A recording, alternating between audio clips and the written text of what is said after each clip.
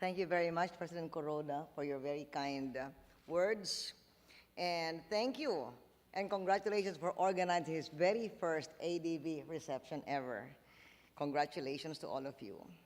Other officials of the Asian Development Bank, members of the Diplomatic Corps, Philippine officials, ladies and gentlemen. I would like to thank ADB indeed for this very first ADB reception. It's a great occasion to celebrate what President Coroda said is our strong relationship. On a personal note, I am proud to recall that it was in my father's administration that ADB started building its main headquarters here in the Philippines. I remember how hard my father worked for that, and he provided valuable land in Rojas Boulevard in order to make sure that ADB would make its home in the Philippines. Since then, ADB's financial and technical assistance for the development of Asia Pacific has touched millions of lives in the region. And today it has even become more valuable as we strive to shield our peoples from the global economic downturn. We must continue to focus here at home on creating jobs and keeping prices low. The government must provide incentives to help the private sector to keep and create jobs. The government must also continue to come to the rescue of the poorest among us with targeted subsidies of food, fuel, and rice. How do we fund all this? Before going to the ADB for technical assistance or loans, we must first and foremost cut government waste. In challenging economic times, the government must tighten its belt and live within its means, just like the average Filipino household. To that end, our government is taking a series of actions to stop unnecessary and wasteful spending. The taxpayers deserve no less from the government and public servants. I have instructed all national government agencies, including government-owned and controlled corporations, to reduce their maintenance, overhead, and operating expenses by 1.5%. This translates to a saving of 7 billion pesos. I have directed national agencies to save fuel and electricity. Our target: bring down the use of fossil fuels by 25% and reduce electric consumption by at least 10%. National agencies must turn off their air conditioners at 4:30 p.m., except those with 24-hour work. And they must use fluorescent rather than incandescent bulbs. If all bulbs in the country were to shift to fluorescent, we could save 2 billion pesos. And I thank the ADB for supporting this endeavor. 20% of national government vehicles in major cities shall be converted to non-fossil fuel users. Government vehicles not on official trips shall be garaged in the agency office and the keys kept by guards during weekends and holidays. And this Independence Day, we will save the Diplomatic Corps, including President Coroda, of the need to go to Luneta to watch a 30 million peso parade.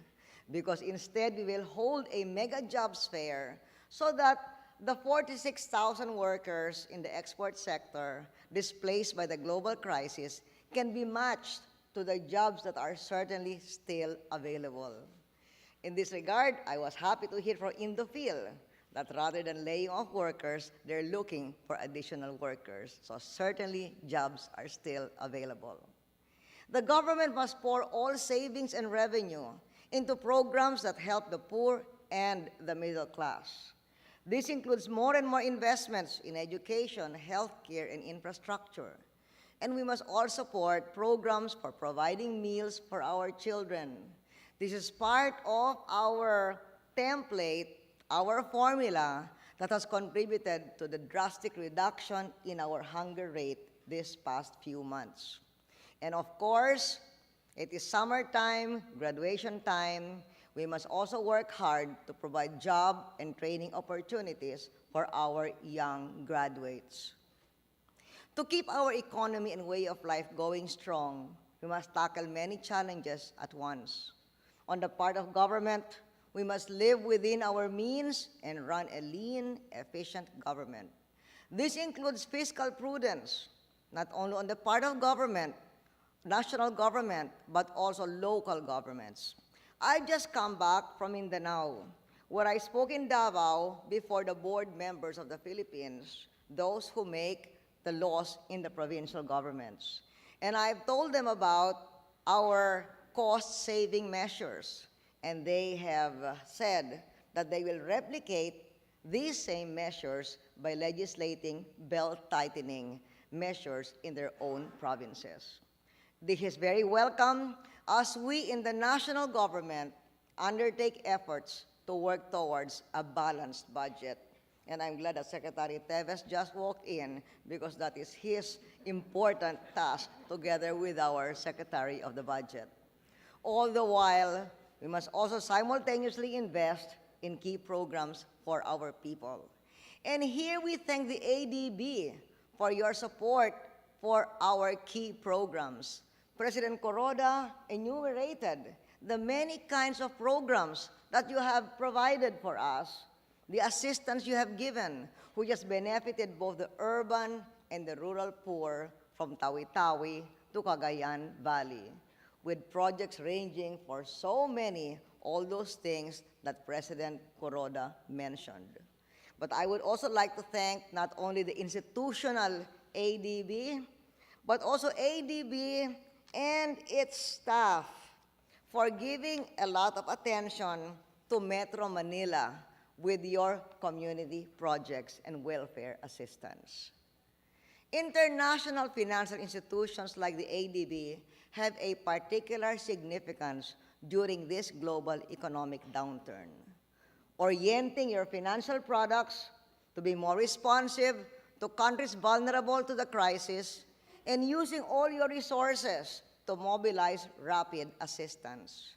And given the magnitude of the global downturn, all multilaterals should come together to provide counter-cyclical financing as other sources might begin to dry up. And we count on you for your technical assistance and support to share knowledge and experiences on how different countries are responding to the crisis. We also count on you, and we will be seeing President Coroda in Thailand in the East Asian Summit soon. We count on the ADB to help strengthen ASEAN's surveillance activities, which is so important for our region's economic resiliency. To do all that you have been doing, and to do what has to be done in order that our region should continue to be resilient in the face of the global economic downturn, I agree that ADB should be well equipped in its participation in the world's efforts to address the global crisis. So we support what President Coroda expressed as his wish in his own remarks, the capital increase of the bank. You have our support there, Mr. President.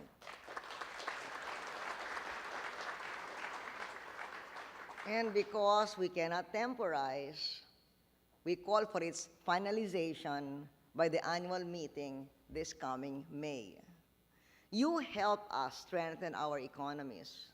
Strong economies interacting together will bring about a comprehensive strength for the region that will be greater than the sum of our individual national strengths.